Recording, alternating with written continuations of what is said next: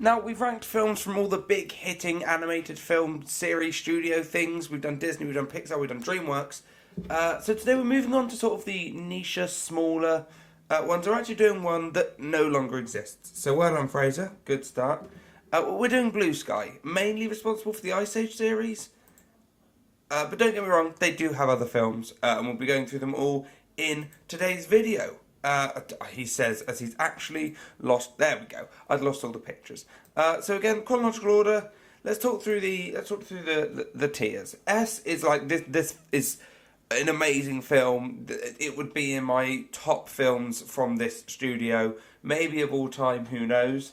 A is you're a pretty good film. B is I'd have to be forced to watch you. C is get a grip. Starting off with Ice Age. Or maybe not starting off with Ice Age. That is the question. So the first Ice Age film, unfortunately, I'd have to put it in B. I don't want to repeat myself, but I've said in the last few of these, first film syndrome's a thing. Toy Story has it.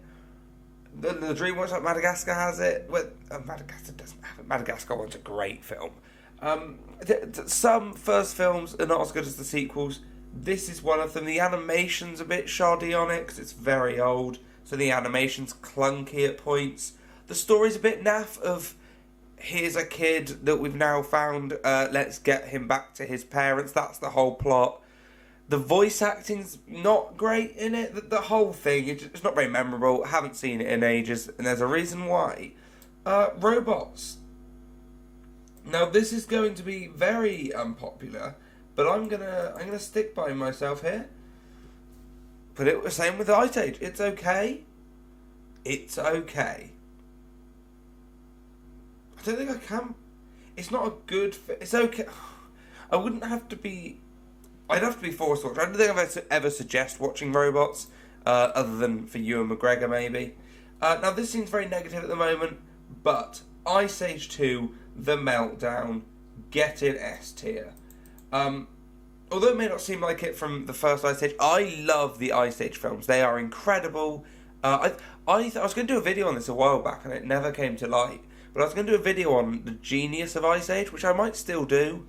But they've set up such a good formula where you can go through all like the natural events before humans and just play them out with these fun characters that we love. So I think they should do more, because there's places they can go. And Ice Age The Meltdown has one of the best film scores of all time. And not even just like the whole film. There's one moment, and it's called Mammoths by John Powell. Give it a listen. Mammoths by John Powell is a banger. It's when all the mammoths come over the hill and like, oh my, it's amazing. If you haven't seen it, just Google that scene. Mammoths Return, Ice Age 2. Watch it, listen to the score. Wow. What a score. Horton Hears a Who. Good. Can I put it in great? I don't know. It's not my favourite Dr. Seuss adaptation that has been done in animation. I'm afraid that would have to go to the Lorax for several reasons. That again, if we ever get around to doing those in I don't know what studio that is. Sony? I don't know what studio that is. If we get around to that studio ranking, and the Lorax is in there, you'll see that is God tier. Horton's just about there, but I don't think it's quite there. There's standout moments of it. The whole We Are Hearing It Bursting Through is really cool. I loved this film growing up, so it's got quite a lot of nostalgia for me, but I don't think it can break S tier. It's still got a chance to improve, so maybe it'll grow with watches, but at the moment, I'm afraid not.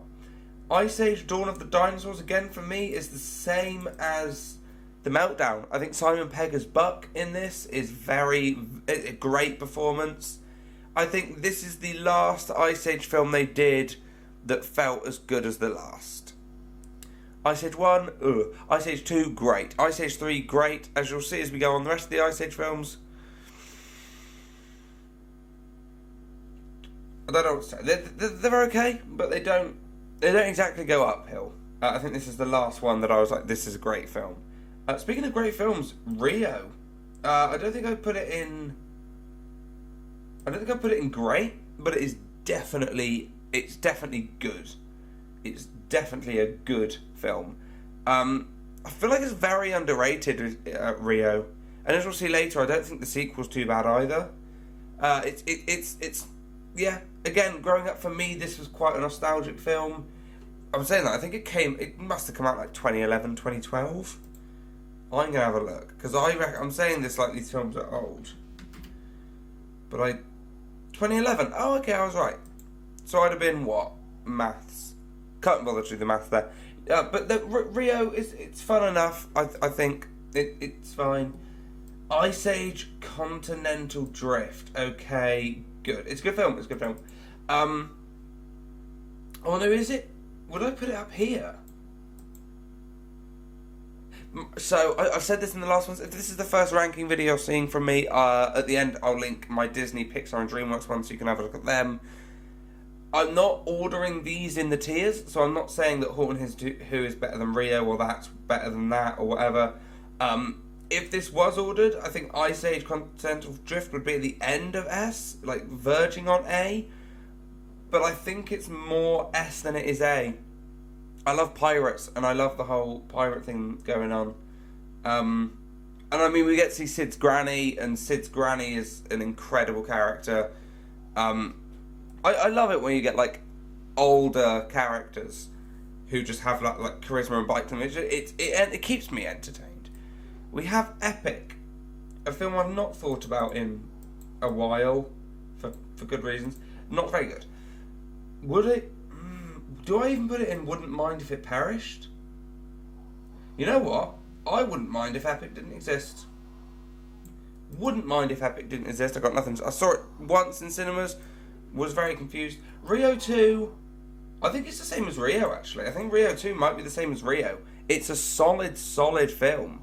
It's got that sort of sequel feel to it where a lot of animated sequels will do this, just sequels in general, where the plot of the second film is these characters are now in a new place and are on a journey somewhere and get lost and split up and whatever.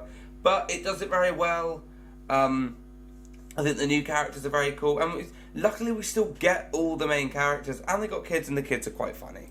The Peanuts movie, don't take the piss. Fuck off, Charlie Brown. And Collision Course. I said Collision Course. I'm not saying right. I would be a bit upset if it perished, but I would never choose to watch it. The only way I think I'd watch Ice Age 5 is if it was for a video, or if I was doing like a Ice Age marathon, if for some reason that was on my to-do list. But it's not horrific. And finally, we have Ferdinand, which I haven't actually seen. So I feel like the fair thing to do here is to look at some like Rotten Tomatoes ratings. It's 71% tomato meter and 52 audience score. Doesn't go anywhere unexpected. Timeless themes and John Cena's. John Cena's in it? Who the fuck does John Cena play? He plays Ferdinand. David Diggs is in it. Oh, I love it. Gabriel Iglesias, he's cool. Gina Rodriguez. Okay. In that case, judging by that, I think Ferdinand, you can go in... Oh, God. Judging by literally what I've read there, we'll put you there for now. Oh, that looks really horrible putting that there. I'm going to put it in there for now, judging by just what I've read. If you're a Ferdinand fan in the comments and you've seen it, let me know what tier it should go in. But for now, that's the order that I'm thinking. So that is me ranking every Blue Sky film.